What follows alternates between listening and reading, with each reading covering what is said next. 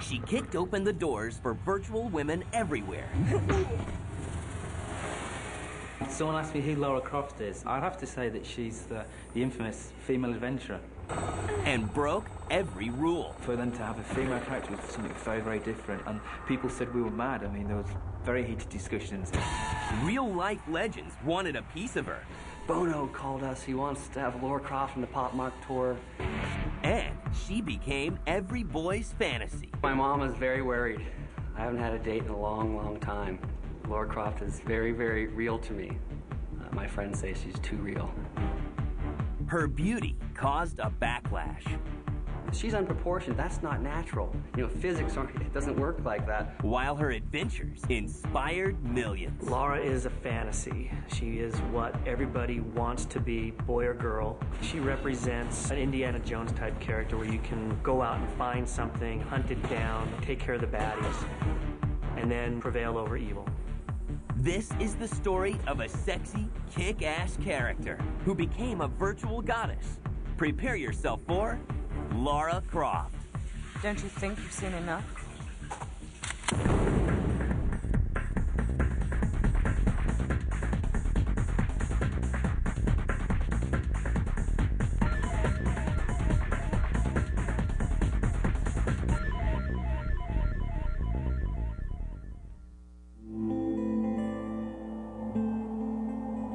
In 1988, the world of video games is pretty limited.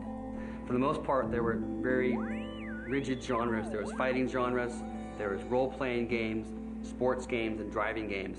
Confident he could make better games, Jeremy Smith, a 27-year-old computer salesman, uses an inheritance to start his own game development company. His kid brother soon joins the ride. People would come to Core Design with a concept or a game idea. So for a good 4 years, we were developing games, some of the old classics, Rick Dangerous and things that sort of went out and that we developed, but not under Core Design name. After years of developing, the brothers decide to come up with some concepts of their own. They release Thunderhawk and a few other successful titles. And by the mid-1990s, the red-hot Core Design is adopted by gaming giant Eidos Interactive. And just in time, because the brothers are preparing to drop a bombshell on the entire video game industry. We sort of still have to wake ourselves up and pinch ourselves that we, you know, very sort of created this character. This character comes from a brand new concept. For the most part, the landscape of gaming was more of the same, meaning it was more of what people had been accustomed to from the Nintendo Super System and the Sega Genesis. People keep forgetting this is the one that established 3D character-based action-adventure. This is it. There were lots of what we'd call first-person character games around where, you know, you're just the eyes of the character, you don't actually see the body of the character. And we really wanted to move it to the next level. And where will this new character live? And we had this idea that we wanted to be a sort of an adventurer, and we go to these strange, bizarre places in the world, but so let's do it through a video game. And this new adventurer, what would he be like? And we wrote down things like we wanted the character to have an agility, a coyness. We wanted people to relate to the character. We wanted them to be vulnerable. We didn't want the character to be sort of a muscle-bound superhero. The closed minds began to open. And when we wrote all it down, it actually was a woman. The idea of having a woman play the lead character in an action game stirs controversy. We were very conscious that up until then, 95% of the game-playing public, you know, sort of 7 years ago, were male. And for them to have a female character was something very, very different. And people said we were mad. I mean, there was very heated discussions. Very revolutionary. And it was extremely risky at the time. Nobody realized what the impact would be on the game. A young graphic artist at Core is given the lucky assignment of creating this female heroine. Keep in mind, the person who created Lara Croft was an 18-year-old boy from England.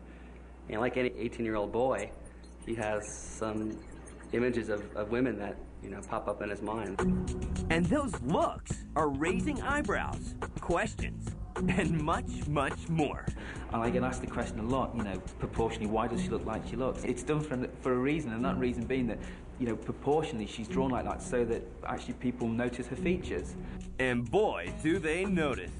If we made her waist a little bit larger, she just looks like a cylinder. She looks like, you know, you don't notice anything. But this babe is more than just a smoking body.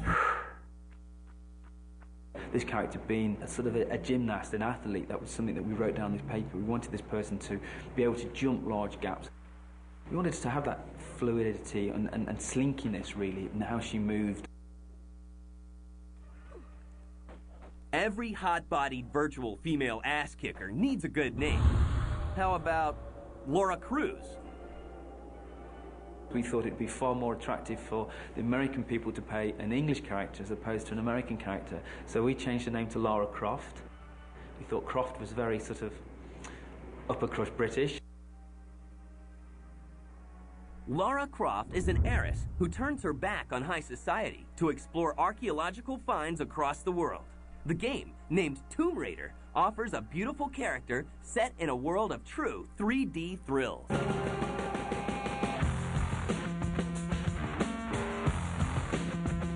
Suddenly people could be in that room and they could look around, whereas before it'd just be purely a 2D game which moved left and right of the screen. And it blends action and adventure like never before. You have these true 3D environments. You have a character that you can maneuver and control. It's time to debut the voluptuous heroine. We went to the Consumer Electronics Show and we displayed it, and the buzz was amazing. Literally, the game took off. And there was just throngs of people in front of it. Tomb Raider is released on PC, Sega Saturn, and PlayStation in late 1996.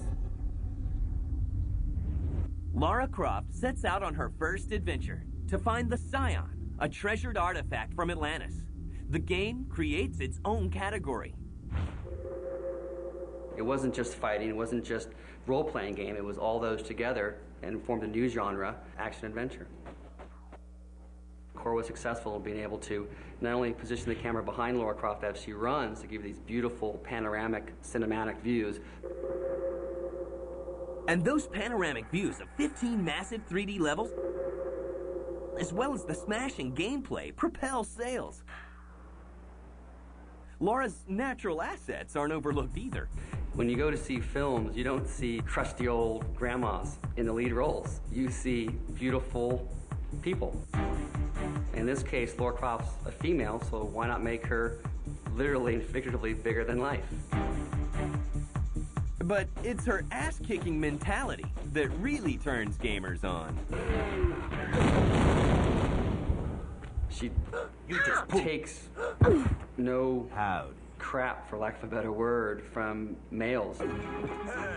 She's in there to win it. She basically enters every situation to come out on top. So make some room, boys, because Lara Croft has arrived. I remember going to the local store and seeing people walking out with the game and queuing to buy the game, and I was just standing there thinking, this is so bizarre. Tomb Raider sells more than 1 million copies in less than 4 months. She was kind of a bigger-than-life force. She really drove the boat, actually. We just kind of hopped on and went along for the ride. But every good character needs a good nemesis. There was a site that was strictly set up to essentially exploit Lara.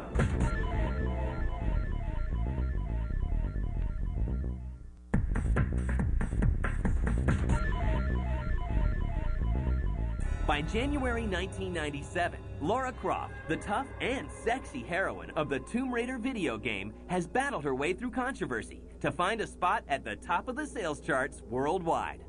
It was even more of a phenomenon in the European continent. I mean, it crossed the European continent. In fact, Tomb Raider is a bigger deal in Europe than it is in the US. We knew at some point in development we'd got something special and different because there was so much interest into the game.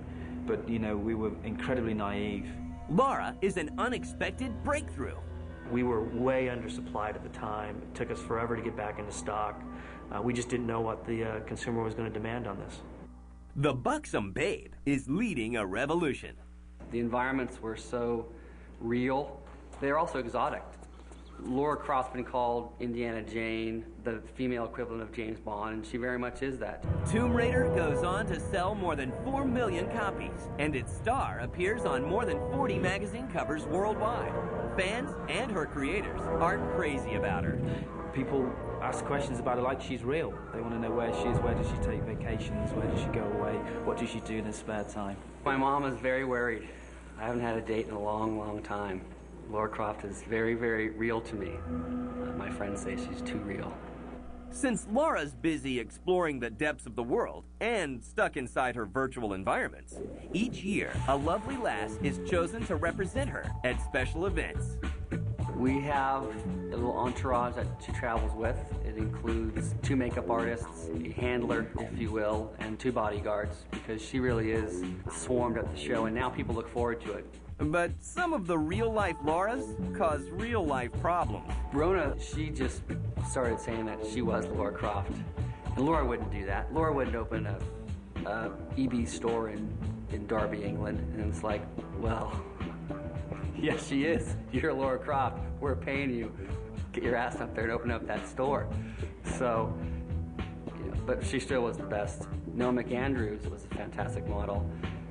Until we found out one day when a Playboy showed up on my desk with her on the cover, which was at first exciting, but then when you went and saw the pictorial, that's something Lara Croft would never do. Or would she? There was a site that was strictly set up to essentially exploit Lara and to show her naked. That was not how we wanted our image portrayed, really our corporate icon portrayed. And so we went after them with a vengeance, and we shut it down. Core Design is given a tough assignment by parent company Eidos. Deliver the next Lara game in time for Christmas 1997. Almost everybody expected a second game, which was strange to us because we never even thought about doing one. What Eidos did was go back to Core and say, look, we've had this success. We've got to figure out a way that we can get this game year in and year out. We actually developed it over about a 9-month period, which was madness in hindsight. This time, Lara is teamed with a powerful partner. Well, right after Tomb Raider 1, we then signed our exclusive agreement with Sony. And, you know, Lara became sort of an icon that was very much associated with Sony and with the PlayStation 1. For the Core Design team, making another Tomb Raider gives them a chance to take care of some unfinished business. There was so much that sort of ended up written on that sheet of paper that was there through the development that didn't make it into this game. For the first time, the mystery behind Lara's missing locks in Game 1 is revealed.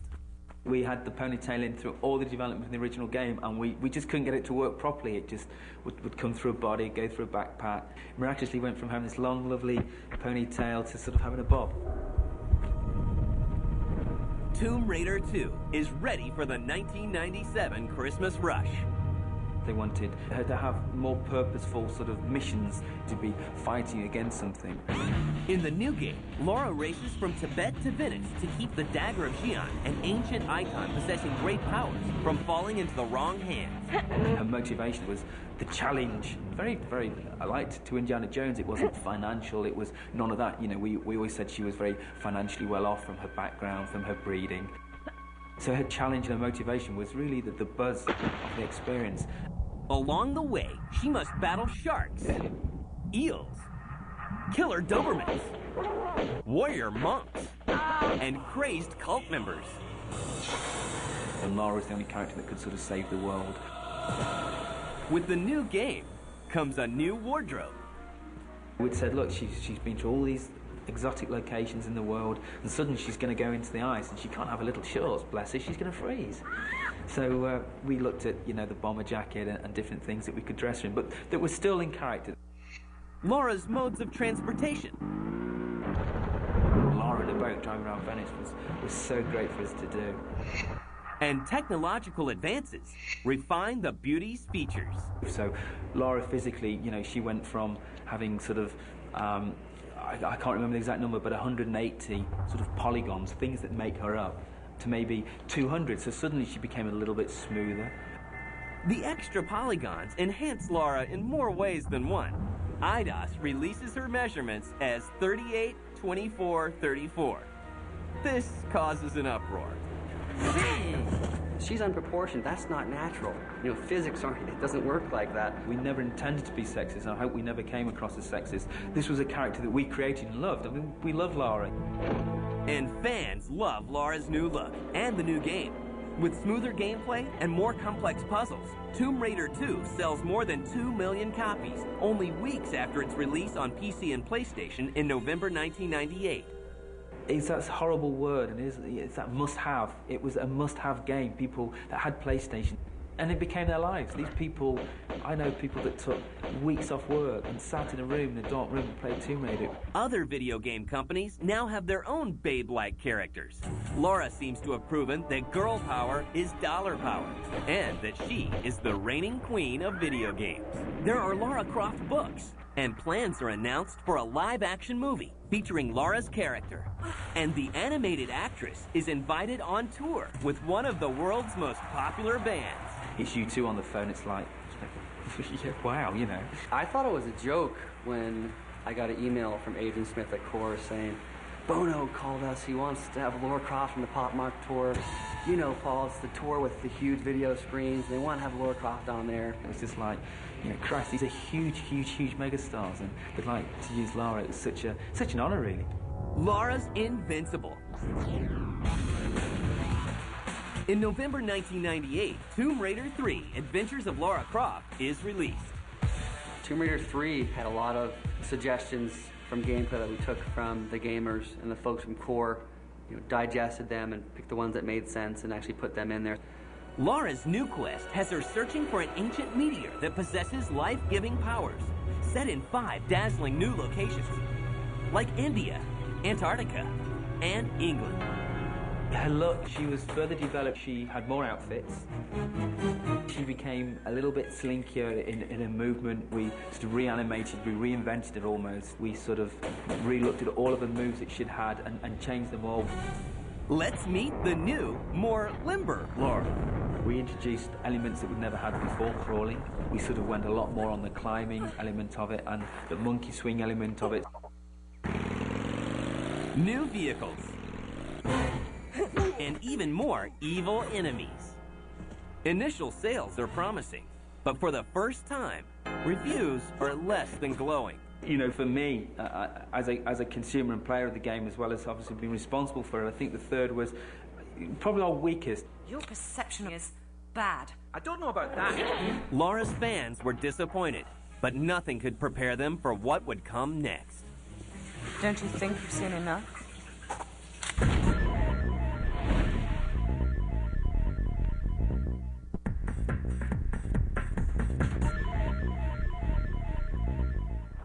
By January 1999, the Lara Croft video game franchise is a goldmine.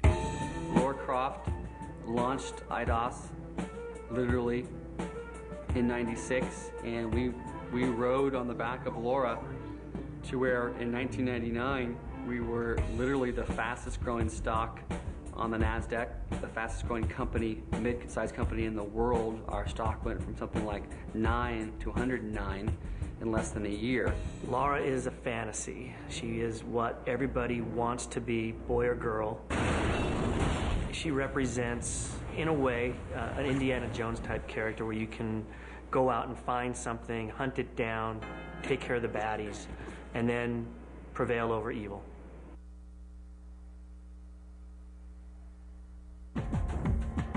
IDOS stock is soaring thanks to strong Christmas 1998 sales of Tomb Raider 3.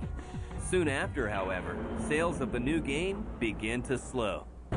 We created very large environments, and we didn't guide them through enough. I think in hindsight, when we look back now, we gave them a key and we said, go and find where you use this key. We didn't tell them, and they'd have that key for hours, and they couldn't find where to use it, and it almost became frustrating. So when Tomb Raider 3 came out, how are you going to be able to continue those rates of sale with other games? So we purchased companies, or we put other games in development, but nothing had the same impact as Tomb Raider. So you go back to Core and say, well, we need Tomb Raider 4 now. Tomb Raider: The Last Revelation is released for Christmas 1999, but Lara's fans are more than frustrated by the 4th game. I don't think anybody was happy with the game at the end of the day. We felt our results could have been better. We were asking way too much of the team, expecting them to be able to put these types of games out year on year on year. We said, look, we've been everywhere. We've been into London, we've been into sewers. Let's get back to Tomb Raider. Let's go back to Egypt. Let's go back to where we started. But for Lara, going back to her roots will be her last adventure. She finally meets her match in an Egyptian tomb. So we came up with the idea of killing her off. Quickly, girl, before it collapses around you.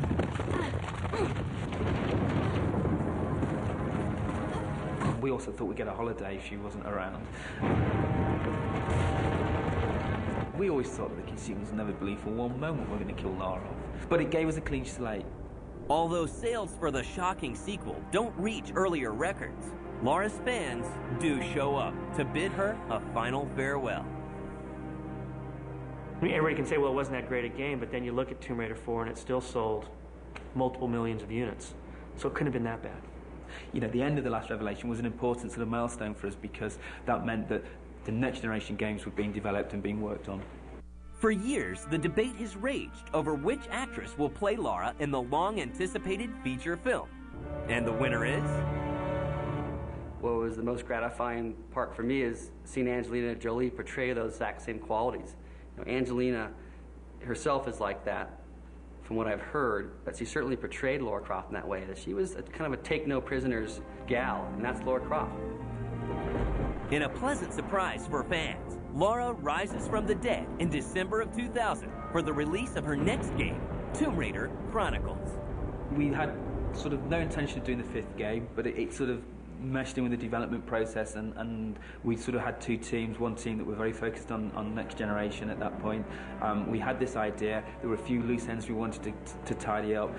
To the study, gentlemen, where we may pontificate over the day's disheartening events. And we did it as a flashback. We thought, let's go and do that whole sort of, you know, flashback thing with young Lara. This place gives me the creeps. There were holes in the Lara history that we should never filled. So you saw Lara as a 16-year-old, where she met this character Von Croy, who was her sort of her mentor. You must stay close and follow my instruction. Plays a fairly big part in Next Generation. Dead or alive, the games keep coming. A new Lara Croft game is announced for November 2002. It's going to be called The Angel of Darkness. It is Lara in a whole new light, in a whole new world. A little darker, a little edgier, a little grittier. She's not your brother's Lara. She's going to be a new Lara with a new look, and she's in a lot of trouble, and you got to help get her out of it. Something happens in the beginning of this game, which suddenly the world is out to get Lara, which is totally alien to her, and that means that the situation that she's in, what she has to do, is very, very different. People are going to get a much more in-depth look at her personality, and actually be able to experience her feelings, her fears, her likes, her dislikes. She'll be vulnerable for the first time. And for the first time, players will feel a special connection with Lara unlike any before. The Lara that you play will be potentially different than the Lara that I play, not physically in looks, but maybe in outfit, but more so in ability. I might be able to run a little bit faster than you, so I can get through that door that you can never get to because it closes before you get there, but you might be able to climb better than me, so you can shimmy around that corner and drop into that room that I can't get into. So the ponytailed heroine lives on, at least in some sort of alternate universe, and in the hearts of fans worldwide. What does Lara represent? I think somebody that really knows her mind. She really has a zest for life. Lara Croft was not only a video icon, she was the digital diva and still is for all of computer technology. Even today, we've seen lots of the games come and go. They're always going to be the next sort of Lara Croft replacement, and still today she reigns supreme. She is the industry icon for the next generation of hardware. Just Lara Croft is kind of a role model for women out there who find themselves sometimes in a male world where they can say, you know what, I'm my own woman. I don't need men. I make my own rules.